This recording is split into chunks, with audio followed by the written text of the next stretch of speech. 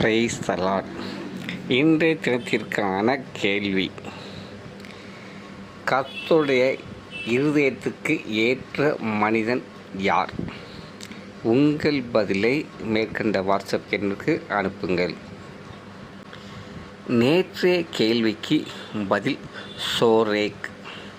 நேற்றைய கேள்விக்கு பதில் சொன்ன முதல் 3 பேருடைய புகைப்படமும் மற்ற அனைவருடைய பெயரும் இடம்பெற்றுள்ளது.